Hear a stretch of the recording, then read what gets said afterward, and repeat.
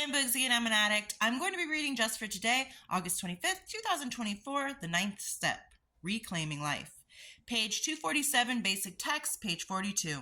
We are achieving freedom from the wreckage of our past. When we start the ninth step, we've reached an exciting stage in our recovery. The damage done in our lives is what led many of us to seek help in the first place. Now we have a chance to clean up that wreckage, amend our past, and reclaim our lives. We've spent a long time and much effort preparing for this step. When we came to NA, facing the debris of our past was probably the last thing we wanted to do. We started doing it privately with a personal inventory. Then we opened up our past to the scrutiny of a select, trusted few, ourselves, our higher power, and one other person. We took a look at our shortcomings, the source of much of the chaos in our lives, and asked that all those defects of character be removed. Finally, we listed the amends needed to set our wrongs right, all of them, and became willing to make them. Now we have the opportunity to make amends, to acquire freedom from the wreckage of our past. Everything we've done so far in NA has led us here. At this point in the process of our recovery, the ninth step is exactly what we want to do. With the 12 steps and the help of a higher power, we are clearing away the rubble that for so long has stood in the way of our progress.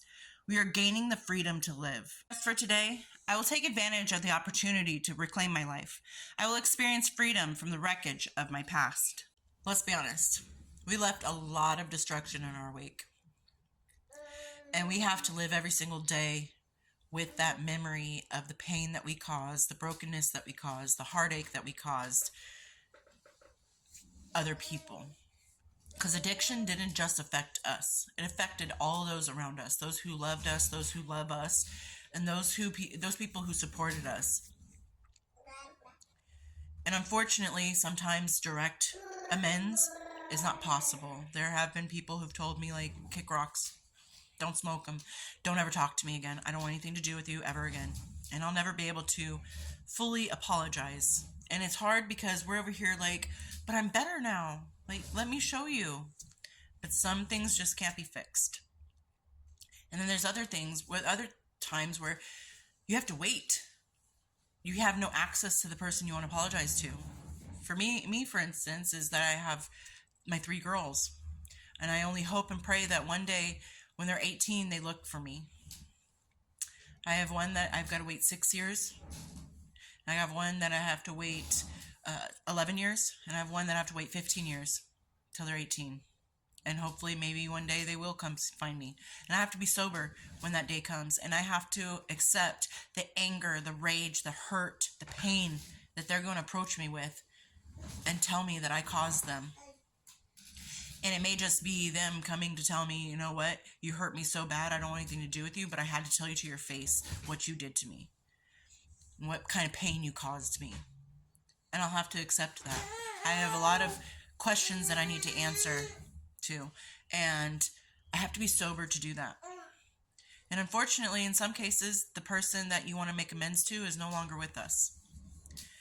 And they may be past knowing that you were an addict and they never got to see you change.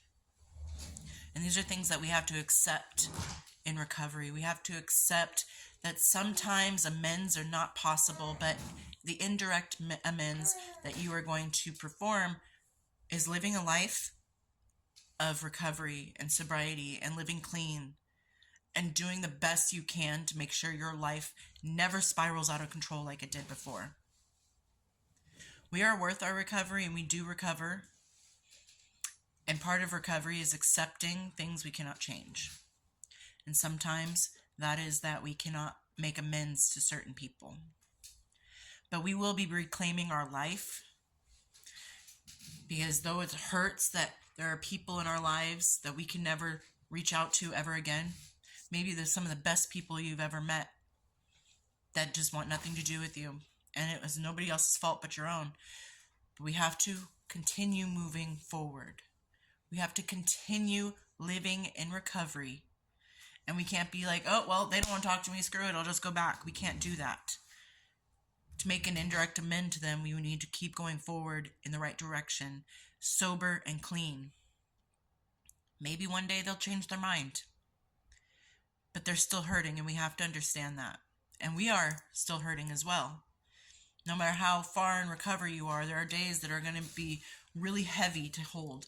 Something that just keeps bringing you down because you keep thinking about that memory of how much destruction, how much just, how did I destroy that life, that other person that I love? Like, we have to remember these things. Like, I did that to them because of what I was doing to myself.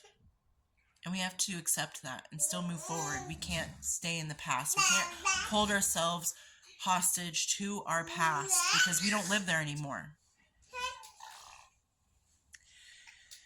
And I think that it's really important, and it's not something that gets brought up a lot, that when we're making our list of who we're going to make amends to in the 8th step, and then actually making amends in the 9th step,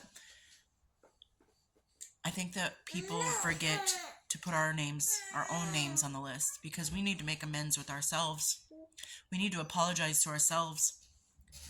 We need to explain that there was a time of weakness in our life that we could not control because we were just flying around with nothing to hold on to. And we need to apologize and take accountability and responsibility for our own actions. And we need to apologize to our new selves. And we need to apologize to our old selves, not our addict self, but the self before the addict and the self after the addict. And we can't keep bringing ourselves down and beating ourselves up about our mistakes that we made, because we are no longer making those mistakes. We can make amends and we can move on. But don't just hang out in that sorrow and that regret, because then you're going to get lost, and then you're going to want something to numb that pain. You want to, forget it and just have everything go blank again. And that's a dangerous place to hang out. You make your amends to yourself. You make amends to your friends, your family, your loved ones, whoever it was. You make amends to them and you move on. Just because you owe somebody an apology, it doesn't mean that they can hold it over your head for the rest of your life. You've made your apology. You've made your amends.